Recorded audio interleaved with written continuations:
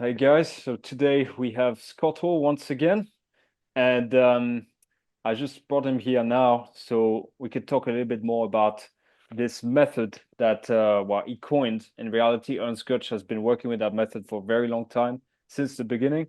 But it's the idea of the infestation, which is basically using one or two different plants that are really suited to the conditions that grow fast and then increase the succession in the soil, and then with that planting more plants. We're very much accustomed to the plant all at once kind of method with Syntropic Ag. That's like kind of like the standard method that's being taught. But Scott is really going into truly the successional accumulation, which he's going to explain.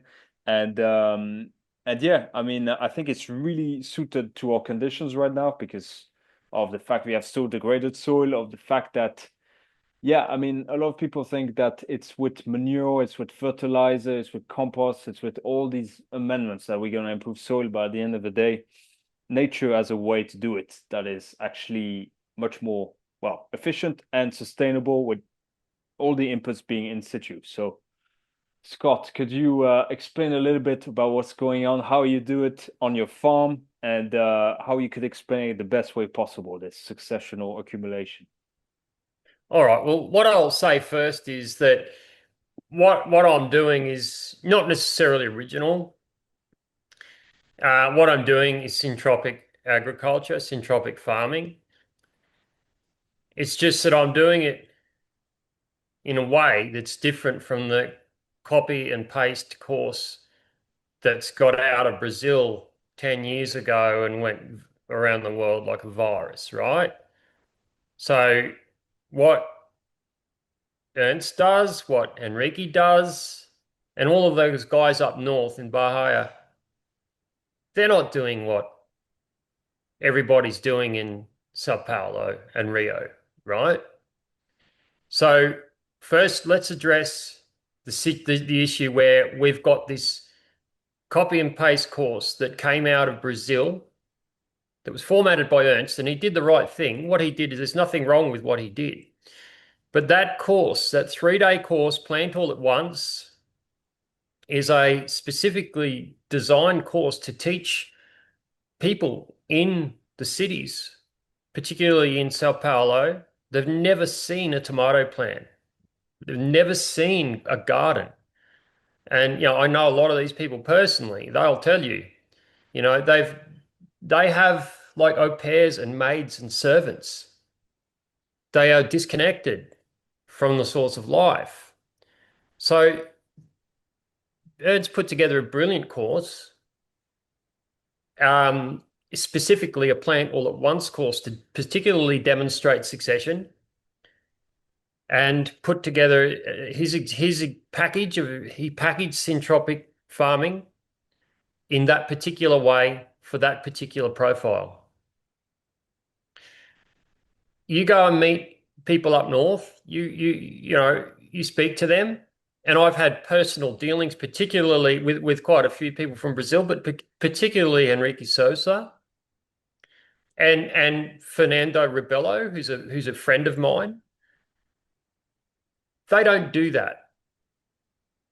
They don't do that stuff. They don't get around shoveling wheelbarrow loads of wood chips. They don't go along and plant that sequence. So I think the first thing we've got to do, if we want to really break out, is to stop restricting ourselves to thinking that plant all at once, that copy and paste course format that came out of Brazil, Sao Paulo, and that, like dudes like Jua, and that just monetized the shit out of those types of courses and sent them viral, which is good. It's an initiation, all right? It's an opening, but it's just the beginning and it's not the end, and it's not how farmers work with syntropy. But we've got right now we're in early days of syntropy, and we've got now a virus of experts that basically, in a dogmatic way, teach the plant all at once as if it's the only syntropy. And now we've got a very bad misconception. And this is all to the really good listeners out here right now.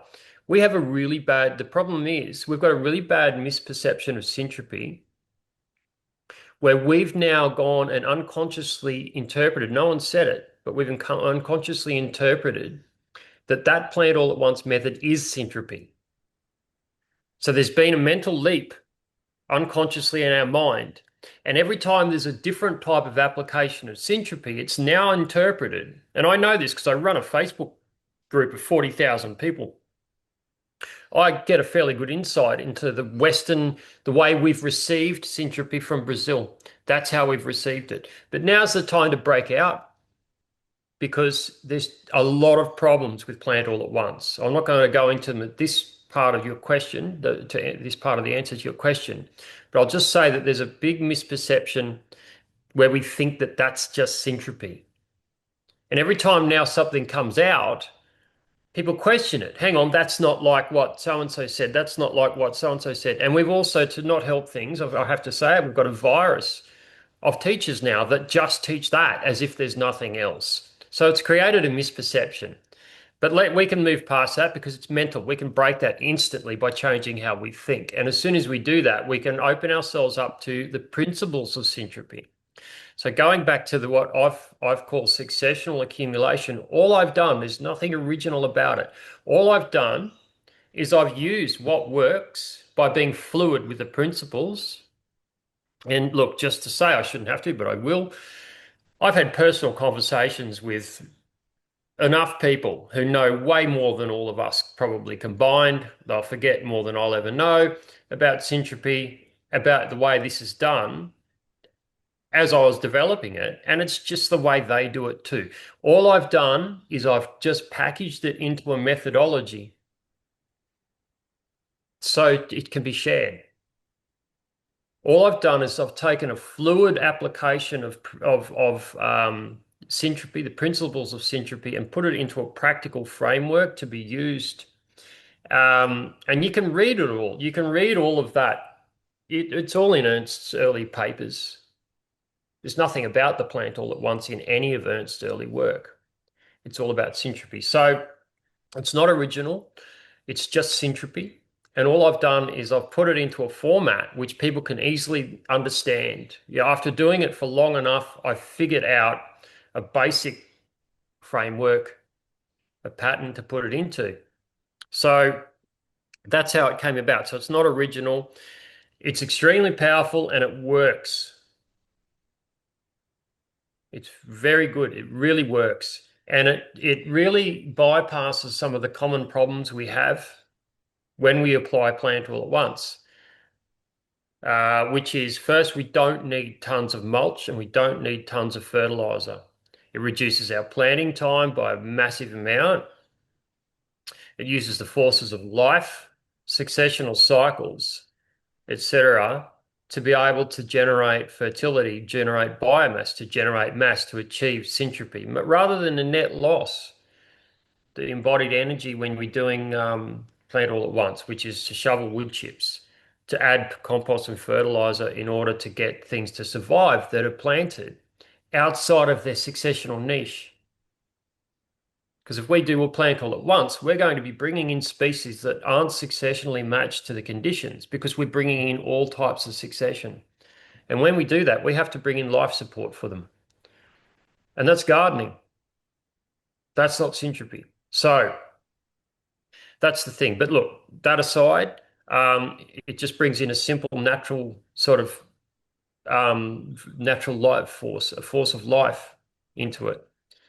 And I've just basically broken down species succession, placenta 1, placenta 2, early secondary and all of that into 3 phases, which is the infestation phase, the stabilisation phase, and the succession phase, which sits over the top of the succession broken up into placenta 1, etc., etc.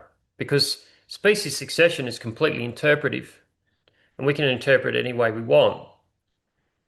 Nature doesn't go, shit, I just remembered now that I'm in placenta 2. It doesn't do that. We do that to it. So we can do it any way we want, and none of it is mutually exclusive. So getting away from those constraints and thinking, we can see succession any way we want. We can work it, break it up and describe it in any usable pattern that works for us, as long as it expresses species succession in its full power. So if we break it up into those three phases, we can manage those phases and focus on each phase and get the outcomes that we want.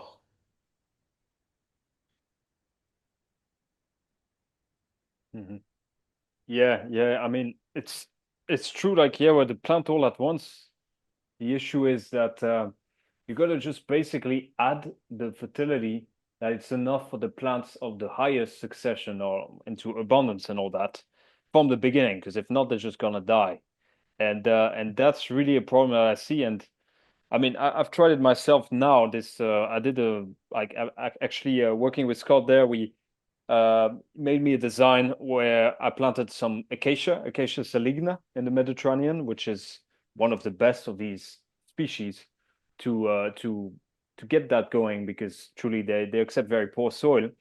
Planted one of them every meter, 10-meter lines, five of them spaced out 2 meters from one another, and we're gonna see how that goes after the summer and all that. But in truth, like the time of planting is like imagine having to do like 1 hectare of this. It's very little work at the end of the day. It's just getting machinery going and then just planting, basically planting, maybe just adding a little bit of some mulch of some kind in the Mediterranean. It can help. I didn't put that much, but even in your conditions, subtropics, I guess you don't even need to have that, right? Because the plants are just gonna like poke out of the grass and it's just gonna manage to make it, right? Like the pigeon pea and all that. Yeah, So I mean, yeah, each climate's got its own challenges. exactly. Yeah, I mean, the problem is I work in two climates at the moment, semi-arid subtropics and subtropics, humid subtropics. And the problem with humid subtropics is if you don't have a good woody weed, a placenta 2, an infestation plant that's well adapted and to the conditions that you're planting into, it'll just get choked out by grass and you'll lose it. Yeah. So it's a different type of problem, but it'll knock you around. It'll set you back. It'll beat you if you don't get on top of it. You've got to use a plant that is capable of infesting because otherwise it'll just get beaten back out. And you'll be out there weeding or hitting it with a brush cutter and it'll break you. Yeah. Break you, Yeah. man. Yeah. You've Yeah. got to have Well, something powerful. definitely. It's like it's different challenges depending on the climate. And at the end of the day, it's like yeah, I mean, for you, what you want in the humid subtropics, I guess, is something that grows so fast that then the weeds below are just not gonna grow because you already created shade very fast. And even if the grasses grow, I mean, still that plant is competitive with the weeds and it manages to make it out anyway. Whereas for the semi-arid climate, it's more about still giving a little bit of a, well, for example, irrigation is still something that is needed here. I mean, could figure out a way using succulent plants and all that, maybe to get it going. But if you want truly that result to be achieved as fast as possible, irrigation is kind of like, when you have below 500 millimeter of precipitation of annual precipitation, it's like it's a little bit tricky. So there's a little bit of tweaks to be done, and that's Yeah. really that really. So yeah, at the end of the day, yeah, could you kind of explain in a way what kind of species you would use in this, and then we just dive into the different phases. Okay. Well, depending on where I am, and it depends on the site. Look, it's the thing, right? So, as you know, I run a group called Syntropia, and we're all having different experiences putting in an infestation. And we're all asking each other what plants to use and using, all supporting each other to try this and try that. And people from different climates with different levels of experience are advising others and helping. We're helping a lot with that. And but what we're also finding out is everybody's site is so different that it's the observation in the area which is telling us what to plant. And not only observation in the area, of course, doing trials, not thinking we've already got the best plant before we start. we would be open and objective and not no judgment on any species until we can watch it express. We don't write it off until we've tested it, and that's really important. So that's the factor with the site specific stuff. See, so I'm at the moment using I'm using I've selected because of what's been going on the roadsides and what's been growing and how it's been sort of performing. I've used Acacia oleocalyx, which is a species it's very much analogous to Acacia saligna, to get started with an infestation. So I'm getting a high density of a very low diversity of species, which nature expresses to us. And we'll go into that in the phases when we talk about that in more detail. But I'm also using elderberry. So I'm hedging my bets. I'm alternating with elderberry and the acacia. But what I'm finding is the elderberry is coming through quicker and getting a foothold faster than the acacia. I don't know which one within a 3-year time frame will ultimately win. I think they'll complement each other, particularly because one's a medium strata and one's emergent. I think they'll stratify very well. And I think I'll have a full system out of that. But it's only from testing everything that I can get what I want. But going back into the humid subtropics, I'm getting really, really good results with Tithonia, although it's slower. So I need to start it with pigeon pea. But once pigeon pea gets hold, Tithonia picks it up after that and keeps going, and it'll persist through into the stabilisation phase very nicely. So yeah, I'm using those plants now. Cassava comes in; it does play a part of a role, but it's not a leading plant. It's not a plant which the system hinges off, but it's important too. Creates a very good canopy, Yeah, but I it'll see. lose its. Yeah, I see your point as well. Is like when this is like an early start, like I see as well in Mediterranean climate, you kind of in a way as to kind of like skip the placenta 2 phase and go directly into kind of early secondary, but like early secondary, this kind of phase between placenta 2 and early secondary, which the acacia fills in. But at the end of the day, Yeah, if I try to put in only placenta 2 plants, they're not going to survive long enough to really get that going, and they're not going to provide the biomass that you need. Like, so for example, you could use lavender for this, but at the end of the day, yeah. like using a tree, there's so much is going to grow so much more, and then you only have to do that cut as well, not so often. At the end of the day, like You're maybe achieving the once or same twice a year. result. Sorry. You're essentially achieving the same result, which is a closed canopy and a bridge that's gone from placenta 1 to placenta 2 / early secondary. Essentially, the change is defined by a full canopy, a shaded shade below it, deep shade below it, and a littered understory. Hmm. They're the outcomes we're chasing. And once you get to that, you've just unlocked the door Hmm. to a forest. Yeah, exactly. And it's not like as you're saying as well, at the beginning you were talking like pigeon pea, and then you figured out like, oh, okay, well, it's getting flooded, so I need some other plants that are gonna do the job as well, and Yeah. etc. And sometimes, yeah, it's not necessarily a recipe either. It's not like just one plant. It can Oh, be two, it can be three if they're sure. all fitting in. That's the thing as well, like the recipe idea that comes with plant all at once. It's always these recipes that we're following. And at the end of the day, with these species, it's like use the powerhouses. Whatever plant does the job in your place with the least amount of inputs. And that gives that enough biomass. Because yeah, obviously I could put lavender and it will work the same than acacia in the sense that plants will thrive as well. But it just doesn't give the same results at the end of the day. And it's quite interesting for me as well. I found out like, okay, sometimes I was just thinking like, okay, in these conditions, what can I do? And I ended up like being like, okay, I can do only acacia, but also I did another test beside, which is acacia every meter, and in between, I ended up putting myoporum, which is this pointed bubiala, I think. It's a plant that is New Zealand native. There's another one that's very closely related, that's Australian as well. and basically kind of complements in a way. One's medium and one is like kind of high strata. And at the end of the day, in this kind of conditions, when there's enough light, the medium strata will be totally fine below a high strata. I find, and That's even better. yeah, that's it. Whereas, like if I put eucalyptus, for example, it will need more water for Yeah. to really grow fully. So it's interesting. I also try to go with putting casuarina here and there because they are like actually very adapted to the semi-arids. But at the end of the day, I think the number one species is going to be acacia at the end of the day. And maybe I'll figure out it's not even worth it to put myoporum and put casuarina because it just goes so much faster to just go on one like 1 kilometer line, just acacia, and then just takes the space. So it's really interesting how, again, there's no recipes in nature and you just got to figure it out according to the site. And for me, acacia, I chose that because I went driving like 3 hours away from here, more or less, similar conditions, tiny bit more water.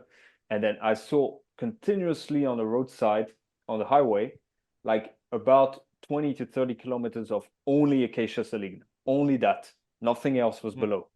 And it was incredible to see this. And for a lot of people, it can be interpreted as like, nothing grows beneath this. That is because the acacia. But actually, at the end of the day, what I find is no, the conditions are so bad that only acacia can thrive. That's what is going on rather. And then slowly you'll see other plants like wild olive, uh, Celtis, like all these other high succession plants are gonna go below it.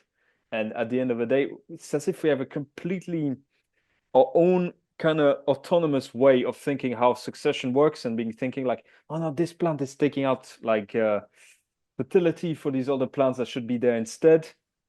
When at really at the end of the day, it's not how it works. Like every single plant in nature is just designed to increase succession. Let's take a pause. Yeah. Let's stop a second because you've covered something, you spoke about something that's really important that we don't pick up on, which we should. And if we pick up on it and if we address that, we've unlocked the door. Yeah. Okay. So you said that, and I hear it all the time too. Oh, I go to the Acacia saligna and nothing else is growing underneath it. Therefore, it snuffs out everything else and kills life and stuff like that. Yeah. One thing that we've missed when we make an assumption like that is we haven't considered the factor of time.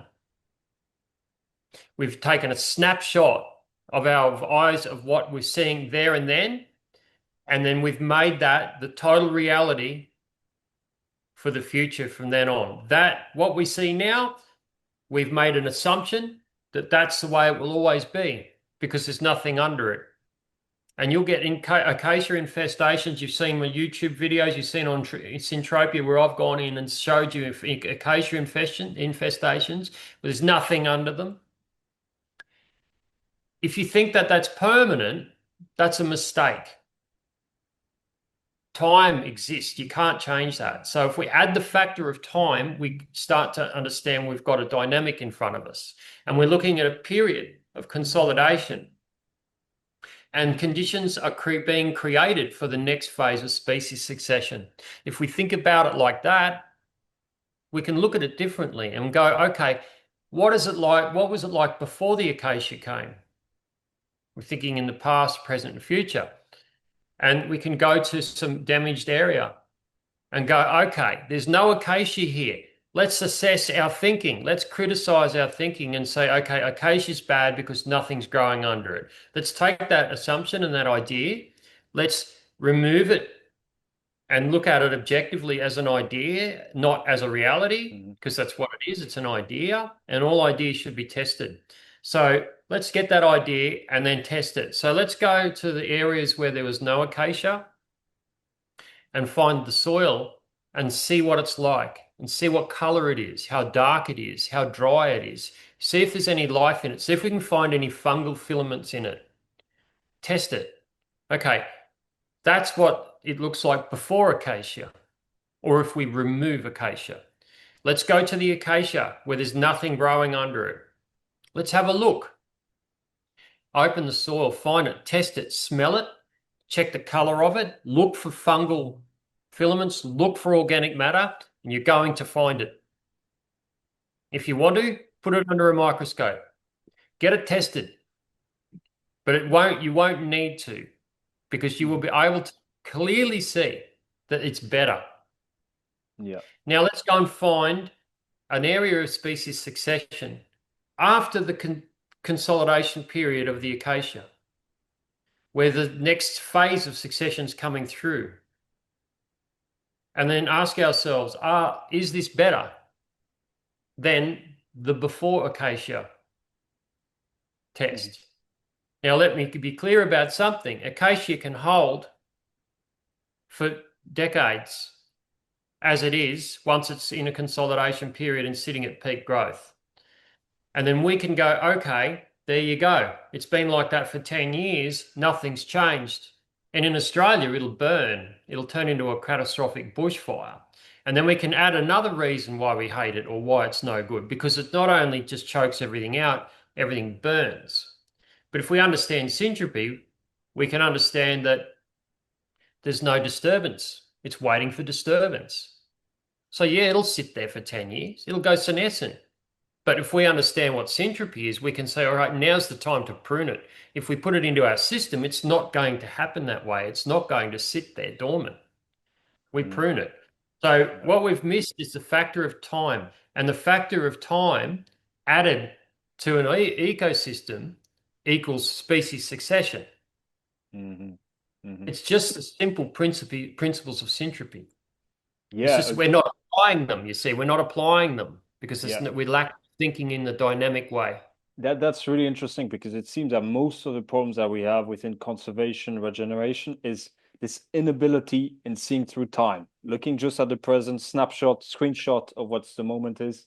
When truly at the end of the day, yeah, you can see as well, like in nature, yeah, this acacia line, for example, if it doesn't get managed, it goes senescent, nothing really grows under it. But eventually, when this plant has increased the succession enough, then it's dying and all that, other plants will take over. And sometimes it takes a catastrophic, like a bushfire or something like that. But I mean, again, we could dive into the distinguishment between like cool and hot fires. That's totally different. And Yeah, another yeah, conversation. it's another thing. It's for another talk. But at the end of the So let's day, just yeah, let's just add one more thing. Sorry to yeah, interrupt you, but yeah, let's go just for add it. one more thing because I've heard all of the arguments Yeah. for a long time. The argument is, okay, if we don't disturb it, it's going to sit there like that. Therefore, it's bad because it relies on us and we can't get around and manage everything. So I often hear that as pushback. Mm-hmm. Then we have to question ourselves from a civilizational perspective. In nature, something always disturbed it. But what we've done is we've killed nature. We've pretty much destroyed nature except for like 5% of the planet. Yeah. So we haven't got a real example in front of us to observe and say, okay, now we've got an example. We've got hardly any life except for these crazy plants where there's nothing else. We're managing. We've got fences everywhere. We've got no animals. There's no elephants. There's no rhinoceros. There's no large herbivores. There's no herds. There's nothing that's going to come through and create disturbance.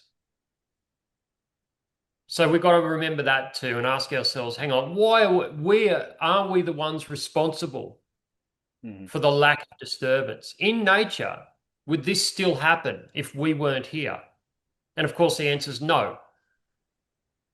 So I just wanted to add that too, that, we've got to consider everything. We must consider the whole. It's very context based. And if we think that, yeah, if we just leave it alone, it's just going to be bad because it's going to go senescent or catch fire. Yeah, we're not leaving it alone. We're excluding all other types of life from it. And we've reduced the complexity of the ecosystem to the point where probably in your area, there's no more lions. Yeah. I've seen the mosaics, man. There was lions there once, bro. And lions have to eat a very big herbivore to survive. So there's obviously very big herds there once upon a time that created a lot. Yeah, definitely. I mean, it's known that in Atlas Mountains, for example, in the north of Morocco, there used to be the Atlas lion. Yeah. Like This is one thing as well. All around like the Mediterranean basin, actually, there used to be lions. So obviously, yeah, there's this thing of like large herbivores being around. And yeah, at the end of the day, that's what I find really funny with like conservation and native regeneration, all that. It's like people are saying, no, we don't want these invasive species. But at the end of the day, they are coming up because well, there's not the herbivores that are really like there to actually disturb the soil with the native plants that were there and etc. And then people just as if they're going back to the past, how it was in the past, and managing it like in a way like yeah, the ecosystem will regenerate on its own, but it doesn't because it depends on these herbivores and it depends on all these interactions that at the end of the day, I think like what's going on, most problems that we have with like degradation of land is really not thinking in terms of like time, just thinking like snapshot, and on top of that, not thinking interaction and not thinking disturbance, which is the way it's all designed, basically. So Yeah. that's really key. And Evolution's old. Our evolution's older than Homo sapiens, mhm. and evolution's older than our level of consciousness that we've developed now. We've got, we don't know everything, Yeah, but we do exactly. And make very naive assumptions. exactly. It's so interesting to dive into this and to put words on this because yeah, that makes it much more clear. And evolution really has to do with interaction. There's always interaction. It's the same thing Yeah, when we talk about low evolution. People think like it's as if this isolated like animal happened because of that, but no, it's because of the environment in which it's surrounded by. And at the end of the day, it's like that's key. And also, that's why, as human beings, sometimes you just don't have the choice other than managing it ourselves because of the lack of herbivores as well. And in a way, we can do a really great job, sometimes better than herbivores in a sense. I mean, not for we a can. large area of land, but we can because we can do Yeah, like really like a clean pruning, whereas like an elephant will just go and like unroot the entire tree. Whereas yeah, like but we it's can time it too. yeah, exactly. It's incredible. Time it. We can allow no senescence. Yeah, yeah. It's as if we just meant for it in a way. Like we meant to steward land. Like that's what I truly see in a way. Like we're able We to have do the it. potential. Yeah, yeah. We have the We, potential at least, the capacity. But it takes actually these two capacities of like really understanding, oh, it needs interaction, and then it also needs the factor of time, as you're saying. And yeah, and yeah, so can you dive a bit more into like explain a little bit like the three different phases of successional accumulation, how they work? yeah, yeah, yeah. So if we use nature as a reference, when we look at damaged soil, we look at scarred ground, um, excessive disturbance, which is nearly always a human action, a consequence of human actions, whether willingly or not. We'll get an invasion as a response, as an ecological response. What we'll get is a massive infestation of a very low diversity of species, perhaps even limited to one species that takes over, and but the density is incredibly high. So you've got mass energy accumulation. You've got a massive amount of energy being absorbed back into the system by the work of these plants. Now, we do get a little bit preoccupied with diversity, and we want to impose diversity on everything because we think that's the thing, but it's a factor of time again. Nature at the beginning of disturbance needs specialists, and specialists come in as a big cleanup crew, recovery crew, and they fix stuff up. They've got a very, very specific, specialized talent with broad leaves or, even narrow leaves like acacia because you've got harsh sun that turn photosynthesis, that turn photons, light photons into energy in the form of, carbon, sugar, and they just inject sugars into the ground, feeding microbes and start building. They've got this specific efficiency where they can turn a high energy situation, which is hours of sunlight and heat, very little shade, harsh conditions, into life. And of course, we see them as weeds. Hey, look at those bloody things. They're taking over. That's our perception. But it's not the truth. It's just our perception.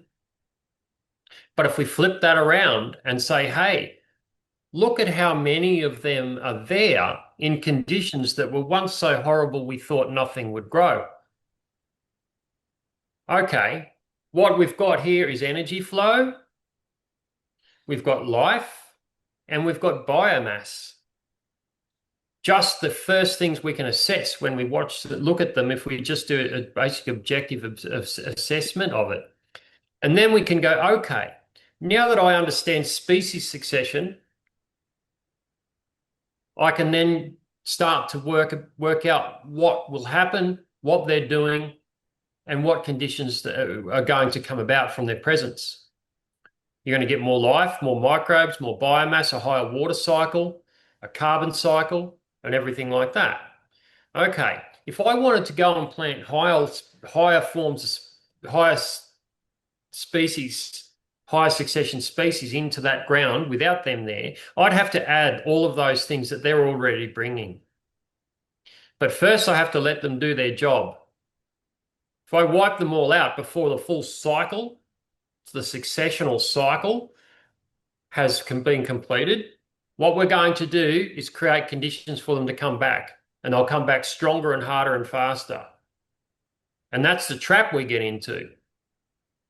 So we're in there, we see them, we hate them, we want to kill them, we kill them, they come back, we hate them more, and we just go to war.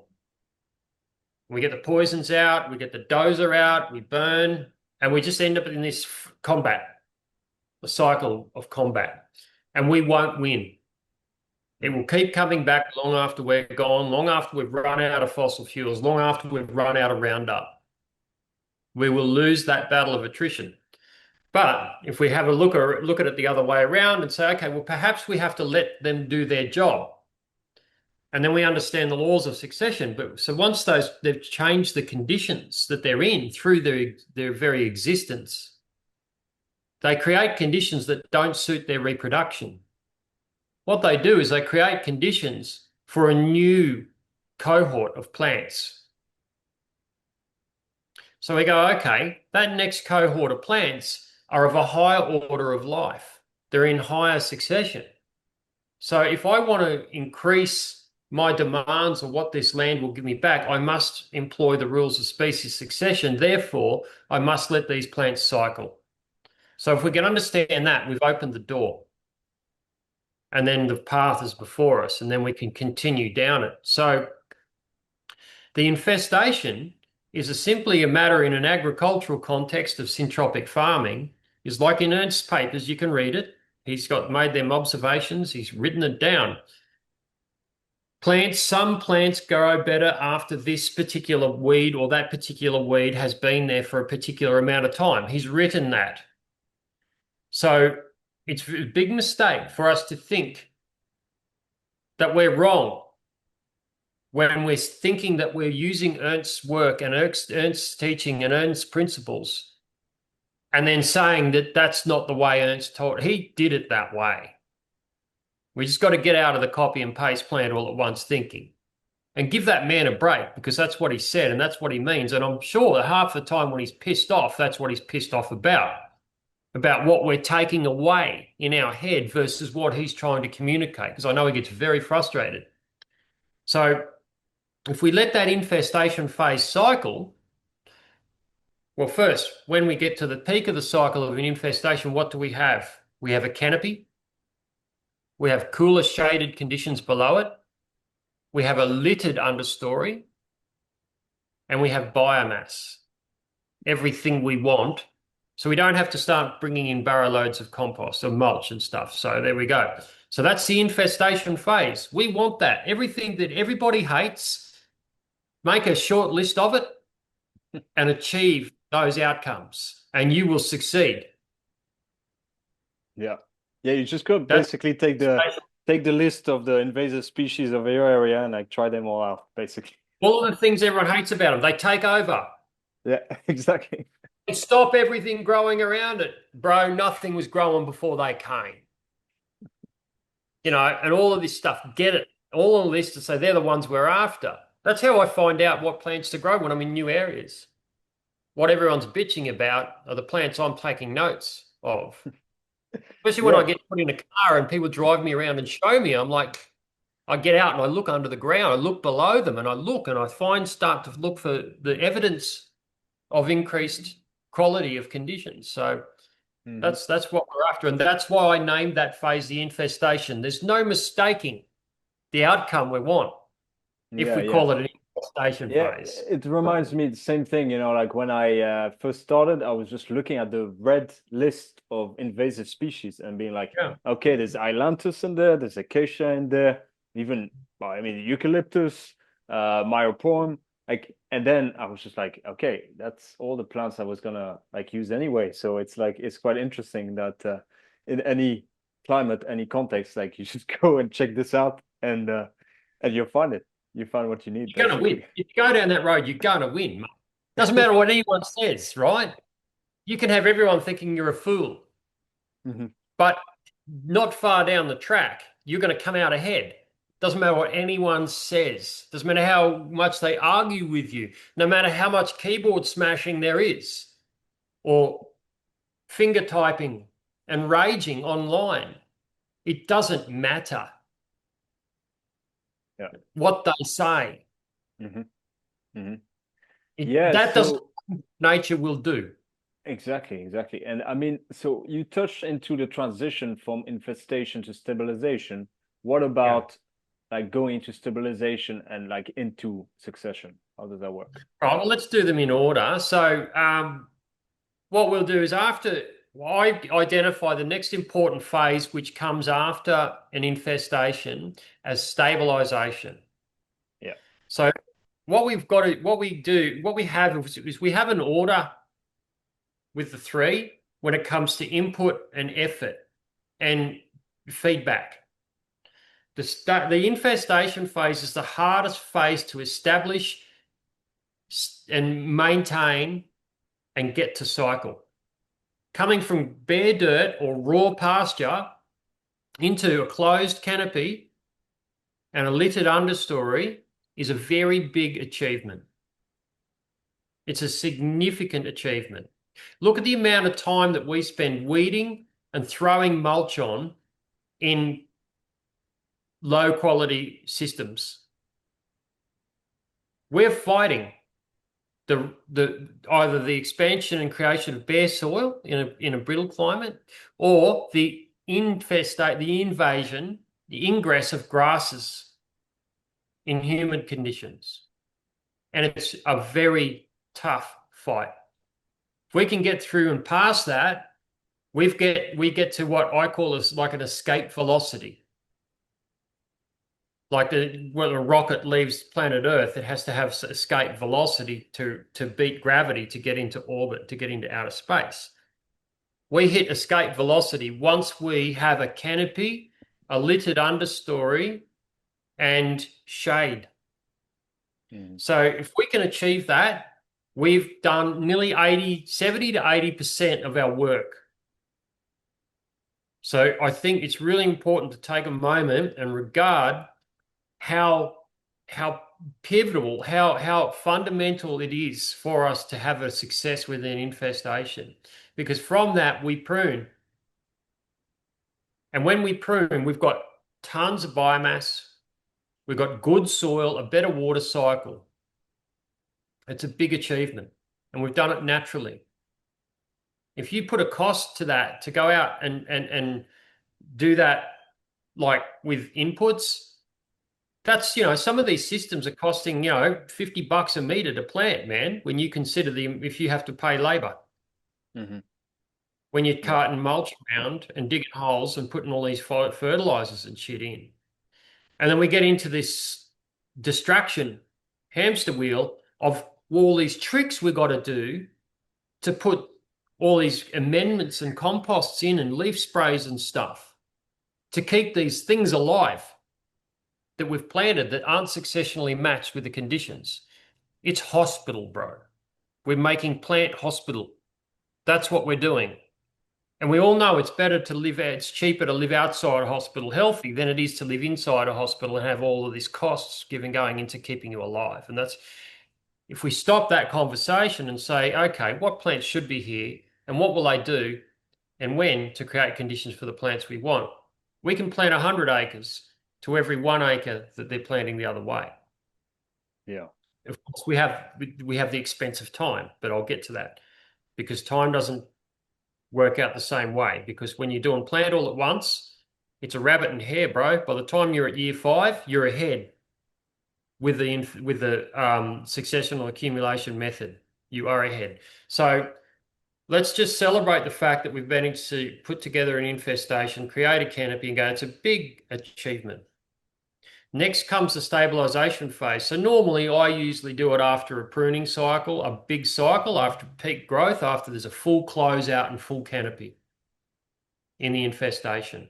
It's full peak growth, it's chock-a-block. You see on my YouTube video, I've actually got a video on YouTube where I'm showing the meeting point between infestation and stabilisation. And I haven't done anything. I don't need to. I just show it. So Yeah, we'll add that link in the description. What's the name of the video, by the way? You remember? let me check on my phone, man, Yeah. and I'll let you know. So what we do is go into the stabilisation phase after that. And the stabilisation phase is classic early secondary succession. Yeah. Right. So we're going to be looking at plants like casuarina, eucalyptus, woody, true trees that have a longer life cycle, like a 20-year plus life cycle. And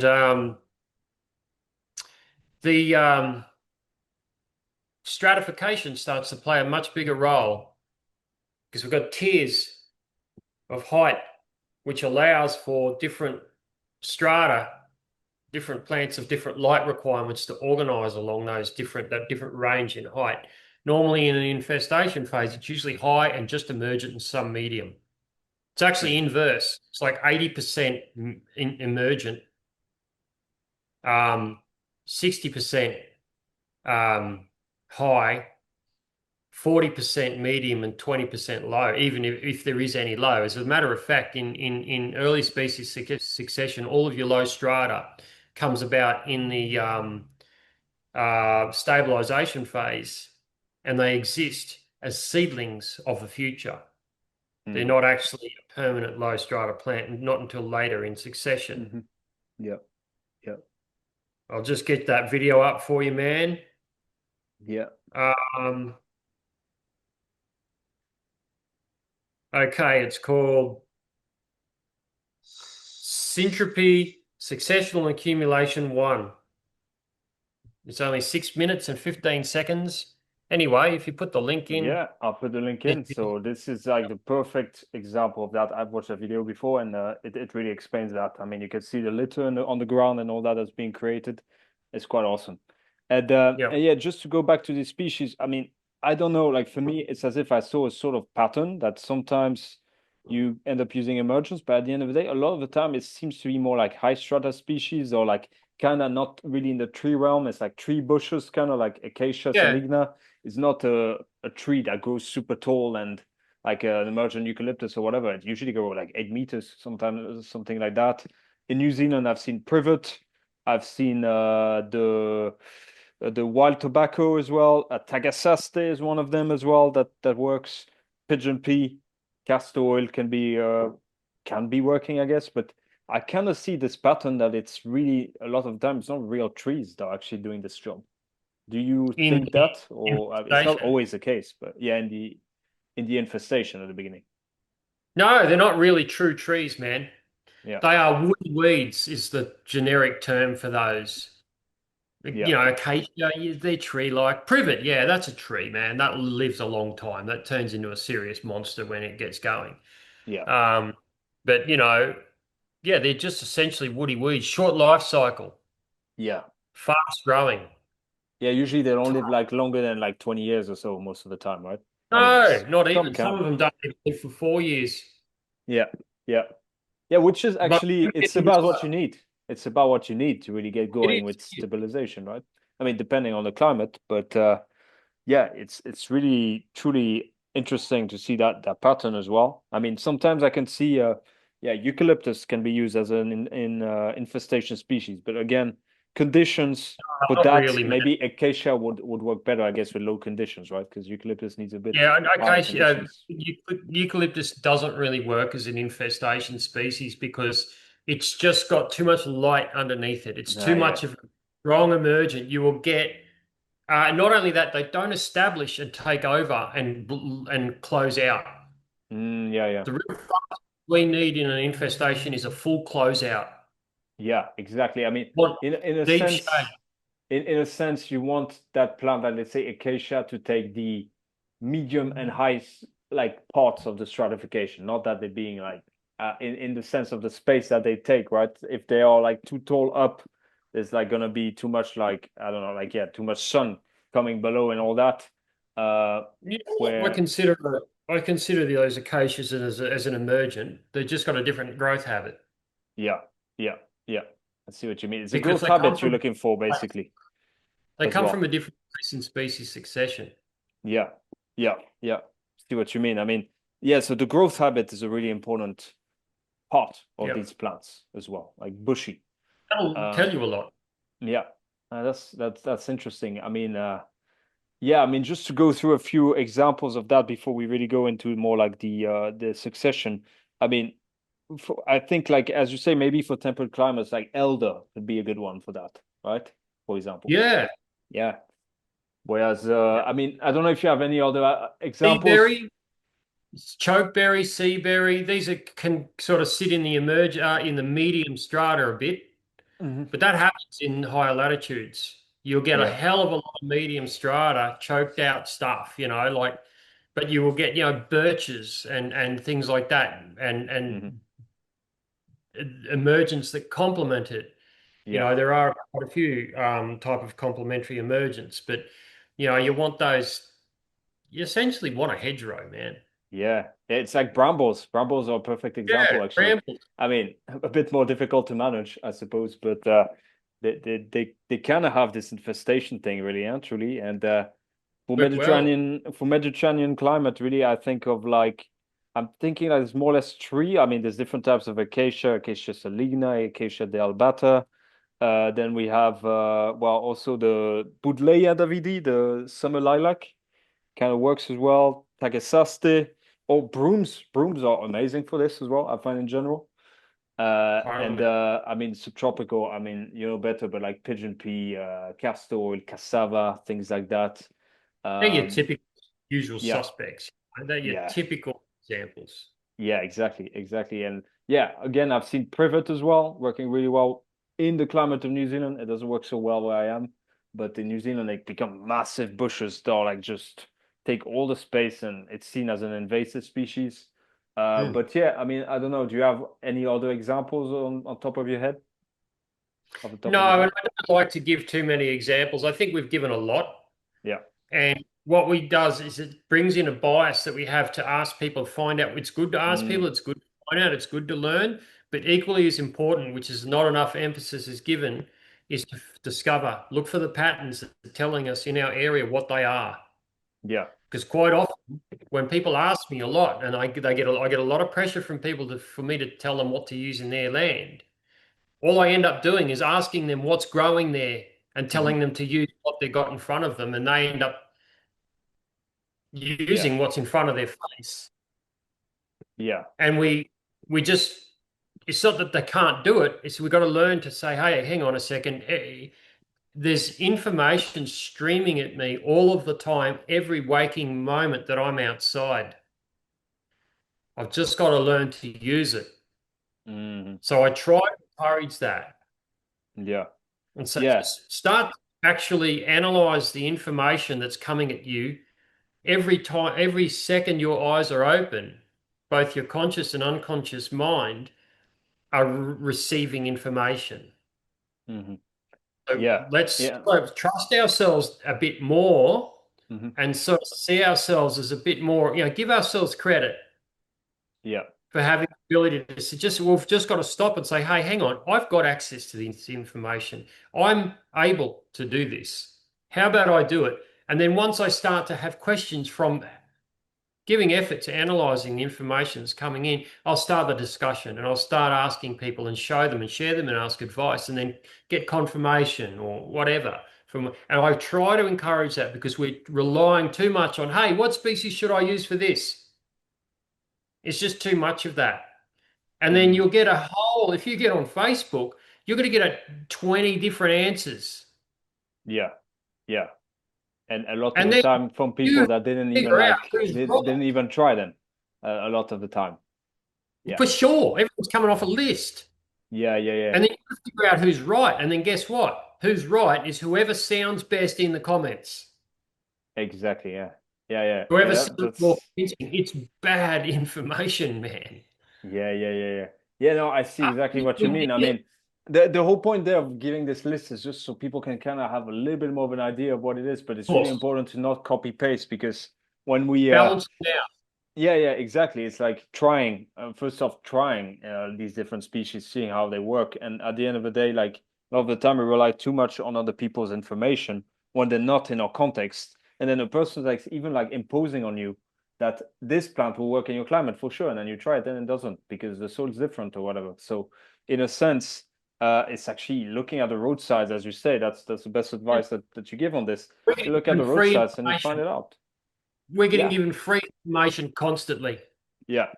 Yeah, yeah. I mean, so that's a really important thing. It's in general, this idea of copy paste from another person, etc. It's like there's so much free information that's available like everywhere. And And that's what we try that's to. how I learned with you actually. At the beginning when I started my syntropic journey, this is it. Just like going and seeing what works on the roadsides, trying them out. All of this is much more experimental than it is like scientific and people telling you all of that, like what plants are there for that, etc. Like a lot of the time, it's like, this plant's a nitrogen fixer, so I'm going to use it, this and that, and all these concepts in our heads that don't get us anywhere at the end of the day. Like it's really interesting how nature has it just right there in front of you. You don't need to go purchase seeds from like half across the world to get that done, basically. It's super interesting how that works. Yeah. Yeah. So what I want to do is just go into that stabilization phase and Yeah. define it. Sure. So we start with woody weeds, not their infestation. True trees Yeah. are what starts to come from underneath an infestation. So on a pruning cycle, we can plant our eucalyptus or our casuarina or whatnot because this is the conditions are made for them now. They will grow. So we put in a medium, normally it's a medium and emergent composition because Hmm. stratification starts to play more of a role once the forest gets bigger. Yeah. Um, but I'm not going to go into the coupling of stratification in this podcast because that brings in a parallel dimension to it, which it'll confuse and split the podcast. We'll Yeah. stick with species succession. So what that does is, I call it the stabilization phase, is because once it gets root and once it's established, there's no getting rid of it. Hmm. It's stable. You can walk away and not come back for 2 years. It might be a bit senescent, but it's going to still be there. The only way you're going to get rid of it is with a bulldozer or fire or something. It's stable. It's the infestation phase is not stable. Uh, so if we plant that into it, we get a recovery of the infestation, which brings with it and lifts on a growth pulse the stabilization species. And the stabilization phase is normally where our tree crops are. So in that planting, we'll be putting in our citrus, our olives, or whatever it is.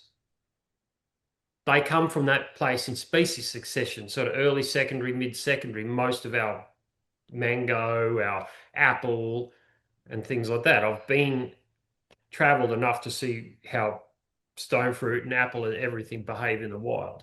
Um, so that's when we plant in a stabilization phase, and then there's no getting rid of it. And then we've created the conditions for them. That's when they're successionally matched. And then what will happen is the infestation phase will recover. It'll fluff right up, but after a while, you're going to get a breakout of the top. You start getting a breakout of the emergence start to break out. That's how they naturally grow. They break out of cover and they start to come up. They have the shade and protection while they're a seedling in the infestation. Then they break out and tower up and then start to crown above the infestation. And as we go through our cycles, where we prune on them, the infestation comes back, but it keeps coming back weaker and weaker and weaker and weaker. There's never a hard threshold between the two phases. That's why if you see the illustration I've done, they always fade over each other. For a hard threshold from one to the other. So this, again, what I've just defined right now is fairly simple and clear. And that's all there is to it. So once we've got our head around an infestation, which is the biggest challenge for everybody, the biggest challenge is the infestation phase, both the execution of it and the psychological adaptation to being able to use it, changing the way we see it. They're the biggest challenges in syntropy. Once we get past that and cycle through an infestation, the stabilisation phase is just a simple case of planting and managing. Yeah, your true consortium structures and your organisation of strata and life cycle come into play. Yeah. Okay. Is when we're organising for. That's when the consortium, when we like to nerd out and make a table. Do it then, when we're arranging our stabilisation phase. Because after that comes the succession phase. You don't plan the succession phase. You just plant a seed bank. And if I can give advice to anybody about that right now, is never try to anticipate the succession, life cycle, and strata of what you put in a seed bank. Don't try to put that in your table. Don't try to say the seed bank's got this, and this in it, so therefore it's high strata. What strata is this? And then try to plan it. Don't do it. First, you don't have to. And if you do, it's going to cook your brain. If it doesn't cook your brain, you're going to come out the other side of it thinking you know, and it's all made up. Because you don't know, because it hasn't unfolded in front of you. That's the only time you know. And you don't have to know, because it's unfolding in front of you. Remember, it's 95% management. What happens if there's too many high strata and a medium strata together? There's not enough space between them. You prune, bro. You prune, man. There's a seed bank every 3 meters at the widest. If we've got a whole seed bank here with a medium, an emergent, and a high and a low all coming out at once, first, they're going to be separated by life cycle. And second, if they're not, 3 meters away is probably the same thing happening in the next seed bank. You just choose a high over there and a low over here, or a high over there and a medium over here, or a high over there and an emergent over here. Or if they're a high and a low together, or if they're a medium and an emergent together, you can pretty much leave them alone. Or if one's got a very long life cycle and the other one's got a shorter life cycle, even if they're the same strata, you leave them. You don't touch them. They'll grow together. So you don't plan it. So the succession phase is the least amount of concern and the least amount of work. The only amount of work that you've got to do to get it right is plant your seed bank the right way. And to plant your seed bank the right way is you plant every seed of every tree that you can get with zero discrimination. And notice how I added the redundancy there? Every tree seed of every every tree you can get with zero discrimination. It's redundant because there's no discrimination in planting every tree seed that you can get. Because as soon as we start trying to plan a seed bank, we're imposing and restricting potential. We don't know. And if you don't know what the tree is, plant the bloody thing. Because the situation, the reality of it is, you don't know what it can do. Don't be scared, right? Because it's better. It's a much better problem to have to prune something out of the way than to wish it was there. Yeah. Because if you haven't got enough plants, you're in trouble. If Yeah. you went, I didn't plant those things because I thought that they were the wrong plant, or I didn't plant that because I didn't know what it was. And then later on, you see it performing somewhere else and go, that's exactly what I'm missing. It was only your ignorance at the time that restricted it. So bypass your ignorance and include all, zero discrimination. If you do that, you win. That's the only thing you have to achieve to go into the succession phase. Yeah. Yeah. I mean, this is a catchphrase you use a lot. This one, it's better to think that it's better to have the problem of having a plant that is there and having to prune it than wish it was there. This is just such an That's important my phrase. catchphrase, Yeah, man. that's your I call catchphrase. that catchphrase because I found out the hard way. Yeah, yeah, that's just super important. Like there's no mistake with planting too much, and yeah, I mean, so at the end of the day, also you could think, is that true to say that in this succession phase, you'd have, for example, as well some other types of like longer lived nut trees like walnut, pecan, bunya pine, things like that that can also go in there. That's kind Put them of all in. fun there, no? Yeah, Put them all in. yeah, yeah, Because that's where the succession phase, the genesis of the succession phase is under the canopy of the stabilisation phase. yeah. And can you guess why? What's a really good, can you guess what a really good cue is that tells us that that's the time? Well, whether it's in deep shade, would it be, or like how? Part of it, but that's part of it. But what's the biggest vector, the spreader of the seeds of high succession? Well, well, What it's brings the higher. seed? Well, it's higher succession conditions. It's higher fertility. What brings the seeds? How do they get there? Ah, the birds. Well, the birds because they perch themselves on the trees. Yeah, Exactly. And what do the birds perch on? trees, branches from Trees taller of trees. the stabilization phase. That's where the first perches start. And that's I've seen it in real time. Yeah, yeah, The birds yeah. become planted. That's your cue. Hmm.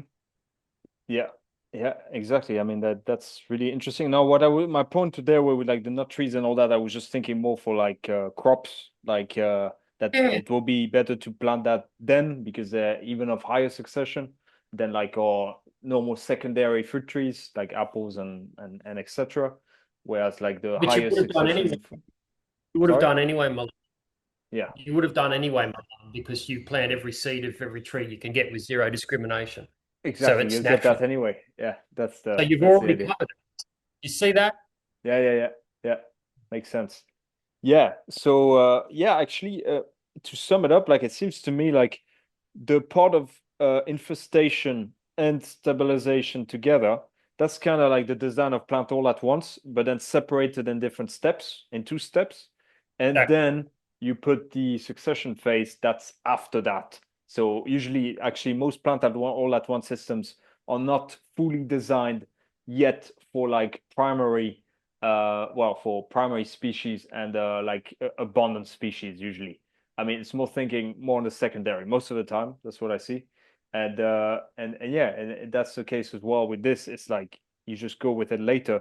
And again, I've tried this multiple times, trying to plant seeds of higher succession like ash, elm, all these different kind of trees that are like higher succession, and then if you plant them out on the first year like that, it's just not the conditions for it. Especially in the Mediterranean, you need some shade. You definitely need the shade to hit the bottom, so there's moisture in the soil as well to get that and the higher fertility conditions. So I found that out, and then I was like, okay, from now on, I just don't worry. I designed like a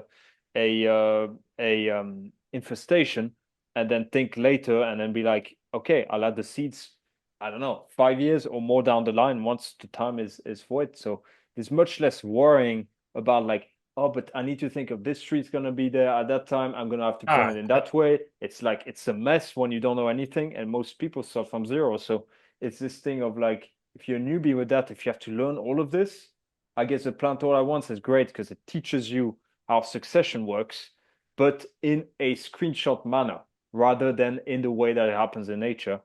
And at the end of the day, it's super useful to plant all at once, and that's why Ernst actually, as well, long as you spreaded understand it. that it's Yeah, yeah, as but long as as you long as you understand that. understand that it's an example Yeah, and one exactly. thing, instead of the really bad assumption that's been made that that is the way. Yeah, That's the mistake that's been made.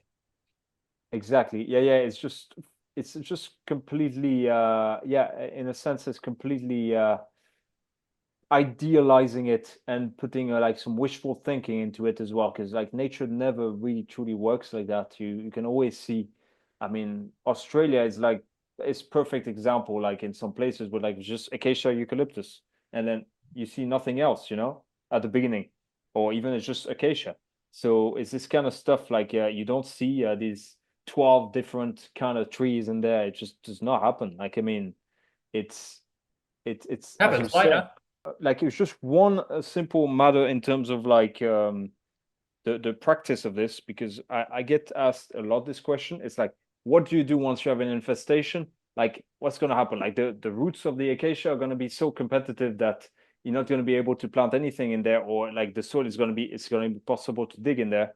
I mean, I know there's a way, but what is it that you think is the solution for that? Because some people think they might have to kill the plant altogether and pull out the root, which is ridiculous. But what is the way that you do it on your farm? It's never a problem. Yeah. Okay. I don't have roots in my way. They're everywhere, but they're not in my way. Yeah. Maybe one comes across a hole I'm trying to dig. I just cut it with a shovel, or I've got the juicer. Yeah. Digging bar does the job, basically. It's not a problem. It's Yeah. just not a problem. It's up here. Exactly. That's Yeah. where the It's problem in the mind. Yeah. Yeah. Yeah. So it's at the end of the day, it's not that difficult. And as well, like is. it's this idea of like oh, there's a competition of the trees and all that. But the thing is, when you plant, you actually you are pruning these plants, so you're resetting them in a way, so they're not going to create as much shade, and then that shade that they're going to remake by resprouting is going to be extremely useful for the higher succession species, right? If there's too much shade, you're not managing it right. Yeah. If you're keeping out other plants because there's too much shade, what are you doing, man? Get the Yeah. secateurs out and work. Yeah, yeah, exactly. Oh, Yeah. no, listen, bro, it's fair. Yeah. Uh-huh. Yeah, yeah. It's just fair. Anticipating a problem that doesn't exist way before that moment arrives. What's telling us that, you know why we think it's going to happen? Because we confirm fear. We confirm it because it's the worst possible outcome or it's a negative outcome. We somehow, in our mind, from a psychological perspective, we think that's what's going to happen. Hmm. Hmm. It's really, if we flip the script and go, okay, there's going to be heaps of roots around, heaps of plants and heaps of shade, we can go, oh, that's a problem because the roots are going to get in the way. We're already starting to, that's a control, we're contriving that situation. We're making it Hmm. up. Whereas So it's a let's part turn of the it around. solution. The roots are the part of the Let's solution. turn it around. Let's just Yeah. turn it around. It's all psychology. So let's just change it. It's all coming out of here. It doesn't exist. Hmm. Hmm. So let's change the story in our head and let's go, okay, there's going to be heaps of roots around. That's great. That means there's going to be a lot of nitrogen. There's going to be a lot of life. There's going to be a lot of root exudates. There's going to be a lot more soil structure. It's going to be a lot more broken up. That's great. It's going to be a lot of shade. That's awesome. It means it's going to keep the soil cool and protected. There's going to be a lot of shade because there's a lot of biomass and branches. That's great. There's a lot of material now I can prune. It's Hmm. just turning, flipping the psychology from negative back to positive. Yeah. Because Hmm. every argument that I have, every discussion I have with pushback on it is all coming from fear and not experience. It's very, very rare that somebody with experience, it's actually zero. I've never had pushback or friction with anyone who's got experience. And I can tell you that because I've been to like Sri Lanka and places like that working with farmers. Yeah. And I never ever had to have any of those discussions because all I'd say is, you know, when this happens, you know, when this happens on your farm, when we do this and this comes and we get this, they've all done it. They go, yeah. I say, well, now we do that. And they go, Hmm. oh, right. There's Hmm. never pushback because the people have experience. Yeah, it seems as well in the West we have a lot of this anticipation It, thinking as well. That it's it's always just, like it's always that. Like it's, oh yeah, this tree's right there, so I'm gonna have to kill it, or it means that my wheat crop is not gonna grow. Like that happens a lot. And then you see, and actually, if you look at it, you're just like, oh, okay, the wheat is actually growing more around the trees, and you see it clearly. But still, people avoid this, and it's thinking that's the issue when truly there's no issue. It's just inventing it, right? Mm. Mm-hmm. Yeah. So Yeah. it's Yeah. in essence. Yeah. Yeah. So wow, that's really deep insights in there. And yeah, so yeah, that's a really interesting way to do it. And yeah, what in what way would you say that this method is superior, and what are the drawbacks to utilizing this method? The drawbacks are there's no instant gratification. Um, That's it. let's look at it. Let's look at the benefits of plant all at once. Let's look at it. Let's invert it. Hmm. Let's Hmm. not look at the drawbacks of that successional accumulation technique because it's nature's way. So I'm loath to criticize her way and call it bad because that's just the way it is. And I can't change that. And I'm completely at terms with that reality. So let's look at it the other way around. What are we going to gain from plant all at once? And with that, we get to get insights into what, because we're putting a variety of plants in and we're putting them on life support. They're in plant hospital. They've got to have compost and fertilizer and more water. We can accept that. But at that expense, we can then say, okay, these trees are working really well. This is a good plant. This is a nice, appropriate fruit tree. We get those insights. So it's a good test, a good trial. There's nothing wrong with it. The last thing I'm going to do is say that's bad and this is good, do this and don't do that. Because, excuse my language, that's just bullshit to even have that mindset. That binary mindset is just throw it in the garbage and then open the door. You know, that's Hmm. what I say. Again, our worst enemy is ourselves and our psychology. So that's a really good thing about plant all at once. We get to make observations. It's just that what we've got to do is have the expense of carrying other plants that aren't adapted to those conditions. We just have to have that expense.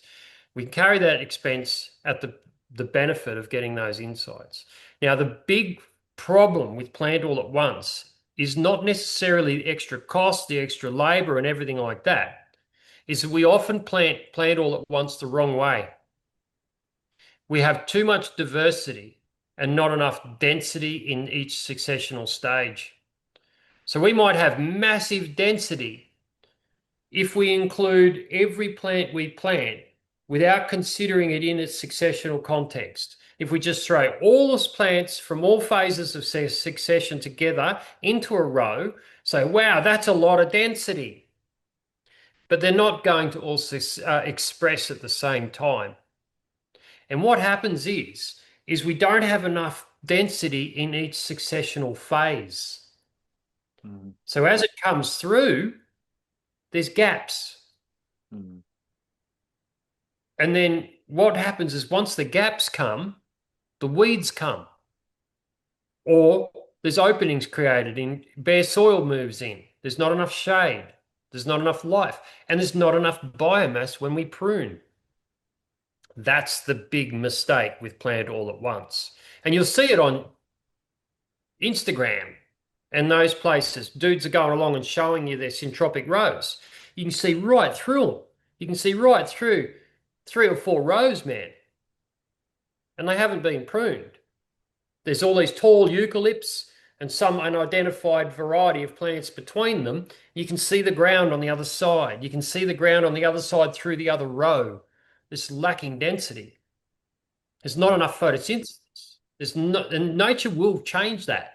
She'll say, hey, there's not enough photosynthesis. Let's throw a whole heap of grass in there and fix it. She doesn't care what plant it is. That's telling us that we don't have enough density. You shouldn't be able to see through your row. And until the only time you should be able to see through your row is after you've pruned it. Yeah. And by the time you've pruned it, there's enough biomass that's come off that density to cover the soil and get yourself a mound, a foot high. So there's not going to be any grasses coming through.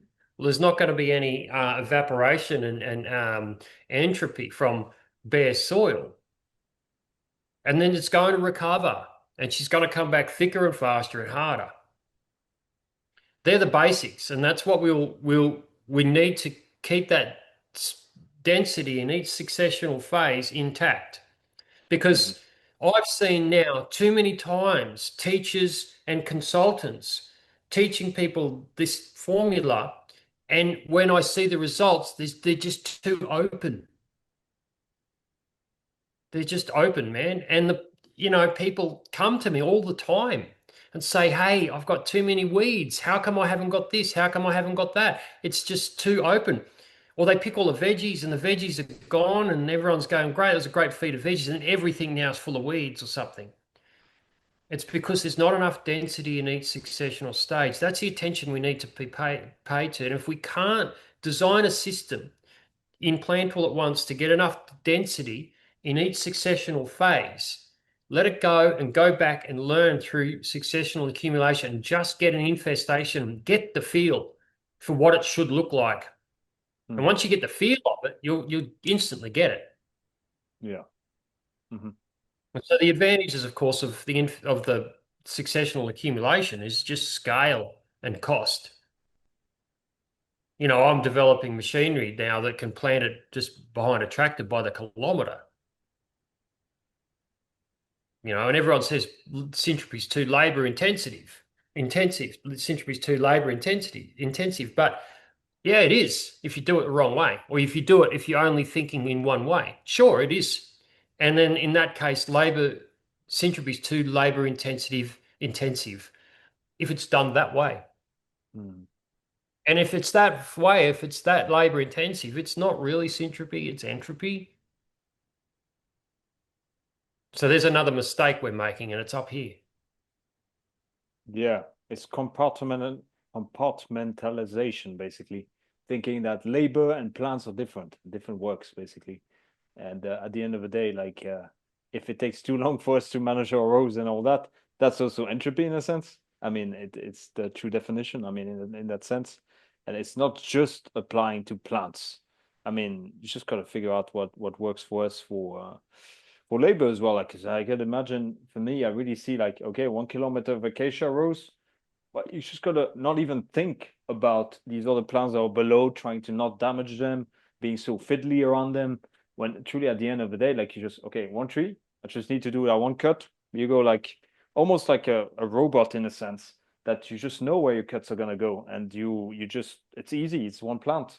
And it makes things well, that's really the paradox because you think that syntropy is about like complexification, but at the end of the day, it's also with moving through the process of simple to complex. It's like at the beginning it's simple, but then it becomes more complex, and then using that simplification at the beginning, just being like this is this that this cut, this cut, this cut, and then move to the other tree. It's the same tree. Well, easy. I know how to cut it.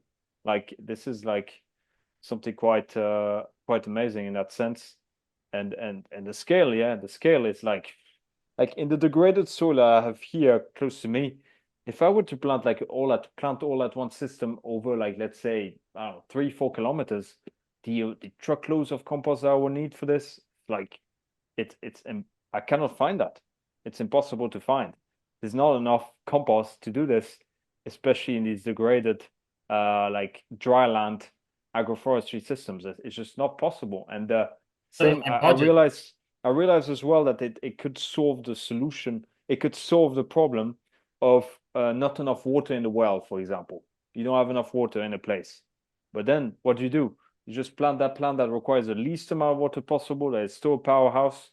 And then with the shade that they will create, it will allow the fruit trees and other higher succession species to thrive with less water because they already have the roots, they already have the shade. And this is quite incredible for a lot of places that don't have much water, which is a lot my case here. Like on lowlands, there's a lot of water in the aquifers, but as you go up like the crests and all that, you just don't find that amount of water. You just don't find it. So it's this thing where it's water super scarce, and it's really interesting how it can really solve, well, it basically can solve like land degradation on a very, very large scale. Yeah, Yeah. yeah, yeah. Yeah. Whereas the only benefit of like plant all at once in a sense, and even you're saying it's not really the case, it's like that with successional accumulation, it takes more patience in a sense. By the end of the day, as you say, it's like a tree that you plant in a tiny like forestry tray versus a tree in a pot. Like at the end of the day, the forestry plant is gonna like take over the one in the pot because the roots are better or stronger. So in a sense, I'm sure like after some time, well, the successional accumulation just takes over in a sense. It's faster. Yeah, over It's time. faster in the long run. From the 3 to 5 year mark, it starts to beat in all respects most Hmm. of the plant all at once stuff normally. Yeah, it just means that the fruit Depending how trees well that you do you're your gonna have plant to all wait at once. longer for your crops, basically. That's just it. But then the costs are lower.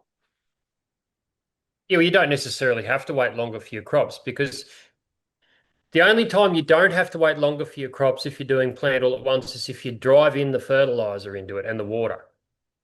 Right. Yeah, But if exactly. you do a plant all at once and keep the fertilizer and water to a minimum and just keep it going by, it'll all your highest species, all your highest succession species and your fruit trees and that they'll just go into a holding pattern and Yeah. go semi-dormant Yeah. until they go in until things lift up around them and then they'll go and then your 3 year old citrus tree in the ground won't be much further ahead than a newly planted 2 year old grafted wood onto fresh seedling plant that comes in. But the thing is, at the end of the day, if you start getting complex with it, you start getting advanced, which you totally can. What you start to put in your grafting, your rootstock in the infestation phase. Hmm. A seedling is a different plant than a advanced version of itself. Like if you put in seedlings of high succession species, seeds, if you put in seeds of high succession species in the stabilization phase, they're perfectly adapted to it because they're seedlings. If you put in you transplant a seedling out of a pot of a high succession plant into the stabilization phase, it'll go yellow. Hmm. It'll struggle. But if you put its seed in, it'll be fine because it's adapted. It's where that's the genesis of the succession phase. So if you go in your infestation phase and say you cycle in your first pruning cycle if you want a citrus row, if you want to start off a citrus row and come out ahead faster, no matter what you do with the plant all at once, you put in all the gaps seeds of the rootstock that you're going to plant your citrus on, Along with the and you let it come infestation. in the infestation phase and you let it come on as a mongrel weed, because that's what the rootstock is. You let it come on, it's going to be spiky, but it doesn't matter. Just do it with your apple or whatever you're using, your almond, your whatever rootstock you want for stone fruit. Chuck them in at the start. They'll break it, they'll sit down and they'll come out and germinate, but they'll put down a root, man, that you'll never be able to replicate from any transplant. And let them come up, and then by the time second or third years in time when it's ready time to plant, your seedling plant, you Yeah. just graft on. And then Yeah. you're miles ahead. You're going to have way better trees. And then by year 3, 4, 5, 6, 7, you're just miles ahead. Yeah. That's Yeah. nature's way. That's evolution, bro. That's how it works. Yeah. Yeah. Yeah. That's how it works. Yeah. Yeah. That's an interesting method. Like it's simple, but you can make it a little bit more complex in a way as well. And yeah, I mean, there's different things as well that are important to take into consideration there. And also one thing that I really see with this is the Once you understand possibility. the framework, once you Sorry. understand the framework, you can start to get more sophisticated with it, like by doing things like that. Makes sense. Makes sense. I mean, and one more thing that I find really, really important, especially in a brittle climate again. It's this thing with it's the same with like mulch. Mulch is very difficult to find some years. Some years, not enough rain to get straw bales, you know. Straw bales Mm. are extremely expensive. We don't have enough. It's scrubland around, you know. It's not real forest around. It's because of level degradation as well. And we don't have then access to all this wood chip, all that. It becomes really difficult to find. And anyway, it will be expensive in transport and will come from far away. But at the end of the Yeah. day, if you just focus on the well, maybe in my climate it takes a little bit of straw maybe at the bottom or a little bit of wood chip, but like a tiny amount. Then you get these plants to do the job, and then you have all that biomass in situ, and you just like use that, and then straight away you have that rather than on the plant all at once that you need to source so much of that material of that biomass. At the end of the day, it's like it's just doable on like imagine if I had to plant, I don't know, 10 hectares of acacias, for example, like that. Like for me to Mm. find the same amount of like finding that straw or that wood chip to mulch all of this, it's quasi impossible around where I am. It's just not possible. So it's also about the doability, the feasibility of it in a way that it's just much more realistic to make it happen. So it's just That's reality, man. yeah, it's reality. It's So reality. it also makes me think as well, like it'd be very useful if you get a land that you know you're not gonna plant everything that you need there, like all of the fruit trees at once, that you could just plant the entire, like do a sort of global planting, plant all of this with all your infestation, and then be like focusing on, you know, a few rows at a time, being doing only, I don't know, 1 hectare a year, something like that. But then over time, over there, where you're not planting, well, this is like getting better every single year. And then you don't have to think about it. You don't have to think, oh, I need to do this. Well, I need to get all these materials for next year every single year. No, at the end of the day, like it's just there waiting. There you just cycle it and then that's it. And that's I like forgot to incredible. add another advantage of the successional accumulation. Yeah. If you're just starting out in syntropy, you grow with the system. If you can, everyone bites off more than they can chew at the start, but if you go through a successional accumulation, so will you. And by the time it's mature, more mature, you will be more mature. Your knowledge will develop from simple to complex alongside the system. So you can Yeah, put out hairs of acacia and not know what the hell to do with it. exactly. By the time it's time to prune, you will. Yeah, And I yeah, always yeah. say, future Yeah, self. yeah, it's rather than learning all the theory all at once, you just don't No, overwhelm your brain with all that if you information. do, you're just going to impose rules that don't exist, mate. I mean, Yeah. this is the problem is that, there's a lot of, knowledge people Hmm. with no experience. Hmm. And with knowledge people, they say this or that can't be done, but they've never done it. So they don't really know. And quite often they're wrong. Yeah. So beware. Yeah, Look for it's context. look for the references they're using. Just be careful of that because I've had to put a lot of people back on track from that. Hmm. Yeah. Yeah, it's always about context. It's like you can see when people just advise one thing in general, when it's not like saying, "Oh, in my case, this doesn't work." Like that's more like Yeah. how we should speak, because Or yeah, if I don't, context changes. you don't know if you've never done it, prefix your advice with I've never done this before, but have you tried or would you think about doing this? Qualify your advice. Very important because there's a lot of that won't work, do this, don't do that. But the I see it because I see people saying the wrong thing because I've done it and seen it and it doesn't work, or it does work and they say it doesn't. But it sounds authoritative. And then people believe it. And then down the road they go and yeah, it's a lesson they need to learn, and they come back round and come around there. It's very only a few people say, take bad advice or do the wrong thing and then go, syntropy doesn't work. They blame syntropy. Not a lot of people end up doing that, about 10%. But the rest of the 90% go, okay, that doesn't work. What do I do that does work? Where did I go wrong? And then they correct it. It's a very good lesson. So there's nothing actually that wrong with learning it the hard way like that. And we've all done it. Yeah, I mean, it's this curve of learning, as we said, like at the beginning when we learn, extremely arrogant, and then when we Yeah. go, we become more and more humble as we go because we realize that yeah, I mean, there's just a lot more to learn, and that learning is My not just favorite theory, quote. it's mostly practice. My favorite quote is, "It's not what you don't know that gets you into trouble. It's what you know for sure that just ain't so." From Mark Twain, no? Is it? Mark Twain.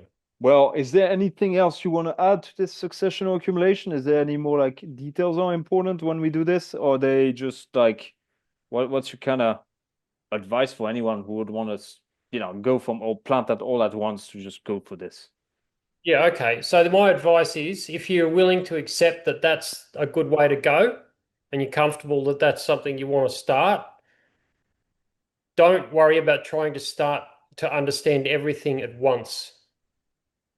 Just understand what an infestation is and how to do it. You yourself are going from simple to complex, and so is the system. So you're matched to the system you're creating. Don't try to run forward and anticipate because you'll just create anxiety. So be mindful and conscious of that, and then come back to the present and work in the present and be present with the plants you've got at hand, and understand that in the future that will be more complex, and so will you. You will know more. So trust your future self. If you're worrying about what to do for stabilization and what plants to get for stabilization while you're still trying to set up an infestation, you're diverting attention away from setting up the infestation to a period in time later on where you will actually know at that time what to do. So let it go and focus on the infestation, because that's where the time and effort is needed, because it is actually the hardest thing to do.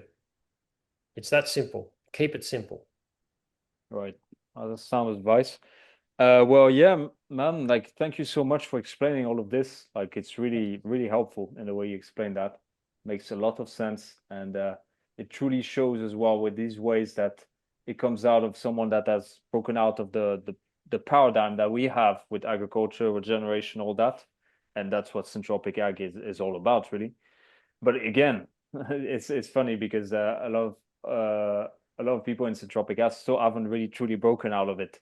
And in a way, working with that kind of method, it's in a way a true way to break out of it completely in that sense, and to really go into the paradigm of Nature's okay, way. that's how nature does it, basically.